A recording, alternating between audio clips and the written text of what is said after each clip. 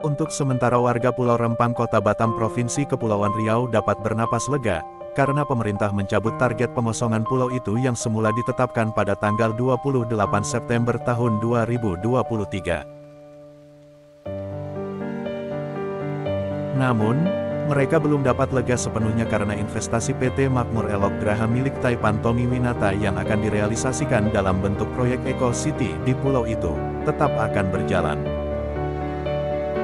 Artinya, meski dalam rapat terbatas pada Senin tanggal 25 September tahun 2023 Presiden Jokowi menginstruksikan agar persoalan Pulau Rempang diselesaikan dengan baik dengan mengedepankan kepentingan masyarakat, tetapi warga tetap akan dipindahkan dari tanah kelahirannya itu.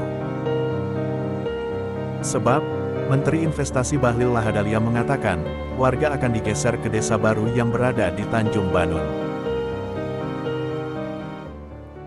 Ya, jadi sebetulnya kan Rempang ini adalah bentuk kejahatan penguasa terhadap rakyat. Ya kan, kenapa? Semua kita tahu bahwa Rempang ini melahirkan tokoh-tokoh Melayu seperti Raja Ali Haji, ya kan, yang menulis Gurindam 12 kan gitu. Kemudian bahasa Melayu itu menjadi bahasa nasional, ya kan? Lalu kemudian mereka yang mendiami Rempang itu, suku Melayu yang di Rempang itu ratusan tahun, ya kan? Jadi kalau tiba-tiba hari ini hanya karena investasi yang tidak jelas dari Sinyi itu, yang di Kanada kan kita tahu tuh kan, Kanada itu kan diusir di Kanada itu, Sinyi itu kan gitu dibikin masalah, ya kan? Lalu kemudian sekarang ini dengan dalih akan menginvestasikan senilai 381 triliun, lalu kemudian penduduk asli itu digusur. Loh ini apa? Kan itu masalahnya.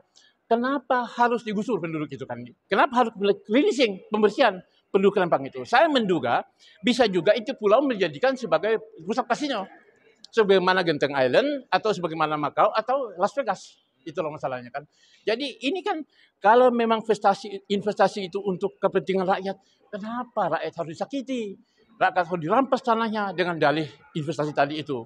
Nah, jadi saya menganggap bahwa meskipun hari ini sudah dinyatakan tanggal 28 itu gagal pengosongan, ya kan? Tetapi menurut saya itu adalah kesalahan Joko Widodo. Kenapa?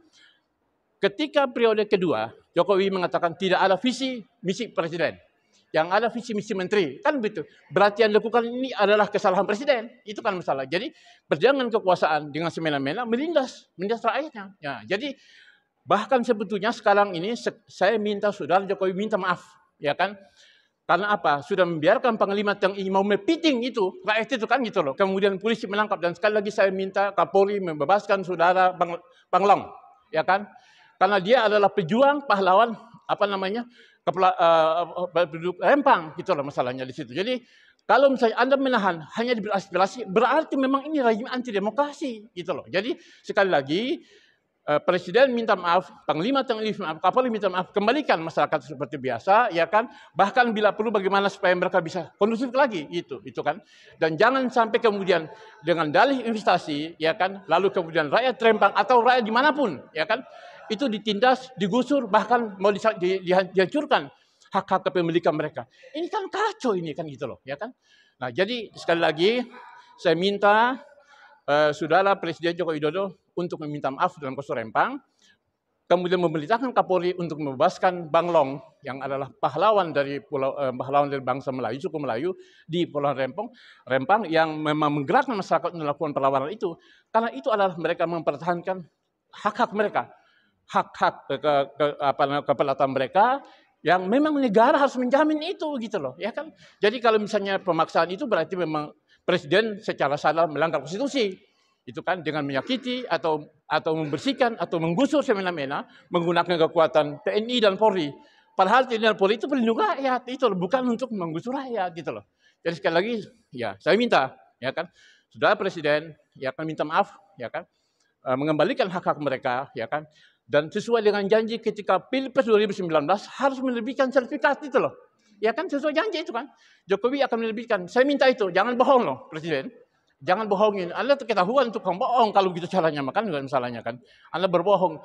Pilpres 2019 Anda berjanji 3 bulan terbit sertifikat. Sekarang mana? sudah ganti 3 menteri, kalau nggak 4 menteri, ya kan, menteri pertanahan tidak ada, malah ada gusur. Ini kezaliman, Anda langgar konstitusi, Anda menyakiti terhadap pelanggaran HAM yang nyata. Jadi sekali lagi minta maaf, ya kan, meminta Panglima minta maaf, juga Kapolri segera membebaskan Bang Long yang menjadi pejuang Riau dan teman-temannya ditahan itu. Sekian. Bang, kemarin kan ada rapat terbatas. Ya. Jokowi sudah memutuskan bahwa katanya kasus Rempang ini akan diselesaikan Secara kekeluargaan. baik. Ya. Secara baik. Abang melihatnya gimana? Ya, jadi begini kan, ini kan karena perlawanan.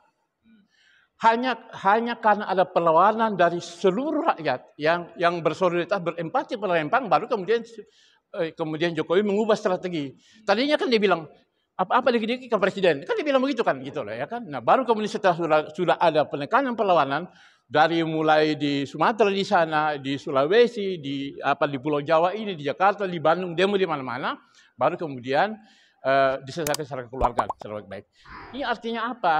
Ini kan sudah jelas tindakan yang zalim, menyakiti, ya kan gitu dia, melukai itu, pelanggaran HAM dan sebagainya. Orang kecil, negara itu ya kan didirikan untuk melindungi yang lemah.